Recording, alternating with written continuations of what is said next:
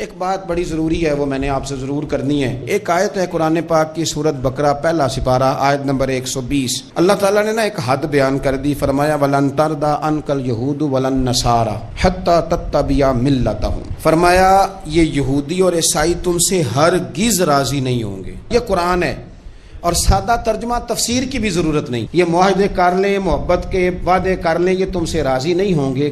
کب راضی ہوں گے؟ حتیٰ تتبع ملتہم، یہاں تک کہ تم ان کے دین کی پیروی کرنے لگ جاؤ۔ میرا جب پہلی دفعہ پاسپورٹ بنا تو میں نے سارا پڑھا، کتابیں پڑھنے کا شوق تھا شروع سے۔ اس کے ہر صفحے پہ لکھا ہے کہ سوائے اسرائیل کے، یعنی آپ پوری دنیا میں یہ سبز ہلالی پاسپورٹ لے کے جا سکتے ہیں، خبردار اسرائیل آپ یہ پاسپورٹ لے کے نہیں جا سکتے۔ یعنی اتنی نفرت کسی ملک سے کہ اس پر لکھ کے چھاپ دیا ہر صفحے پر کہ یہ پاسپورٹ سوائے اسرائیل کے ہر ملک کے لیے کارآمد ہے۔ میرا سوال ہے عرب کے ان لیڈروں سے جنہوں نے اسرائیل کے ساتھ معاہدہ کیا، مجھے بتاؤ تمہیں فلسطین کی بیٹیاں بھول گئی نا ساری کی ساری؟ تمہیں وہ ماں بھول گئی نا جو مسجد اقصیٰ کے دروازے پہ کھڑی ہو کے چیخیں مارتی تھی اور کہتی تھی کوئی علی کو خبر کرو کہ میری بچیاں قید میں ہیں؟ وہ بھول گئی؟ تمہیں وہ بہن بھول گئی نا جس پر شراب کی بوتل انڈیڑتے تھے اسرائیل کے فوجی؟ وہ آپ کو ابھی بھی ویڈیو مل جائے گی، وہ انڈیلتے تھے شراب کی بوتل، اسے پکڑتے تھے، دست درازی کرتے تھے، اور وہ بیٹی کہتی تھی یا رحمت للعالم۔ بھول گیا تمہیں وہ سارا کچھ؟ تم نے 1 منٹ لگایا اور تم معاہدہ کس سے کروا رہے ہو؟ امریکہ کے صدر سے؟ اتنا ظلم کیا تم نے، اتنا قاتل کے ساتھ معاہدہ؟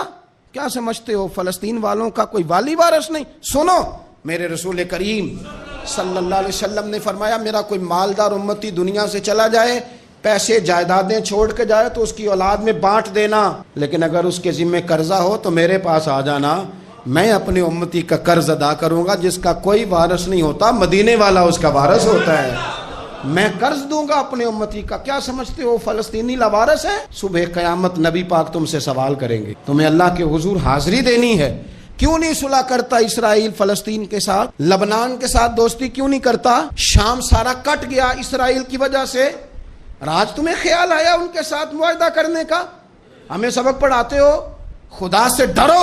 اور پھر اقبال کہتے ہیں مسلمانوں سے مایوس نہ ہونا، حکمرانوں سے زیادہ امیدیں بھی نہ لگانا۔ وہ جو چھوٹے چھوٹے لوگ نکلے تھے نا صحرا سے، بظاہر غریب تھے، بظاہر ان کے پاس مال نہیں تھا، وہ خالد بن ولید جیسے، وہ سعد بن ابی وقاص جیسے، بظاہر ان کے پاس زیادہ اسلحہ نہیں تھا۔ اقبال کہنے لگے مایوس نہ ہونا، یہ نہیں کہنا بن کچھ نہیں سکتا، فرمانے لگے رات میں نے سنا ہے فرشتے آپس میں باتیں کر رہے تھے۔ واہ اقبال، تیرا بھی انداز کتنا نرالا ہے۔ کہنے لگے رات فرشتے آپس میں باتیں کر رہے تھے، میں نے سن لی ہیں۔ بھلا وہ کیا کہہ رہے تھے؟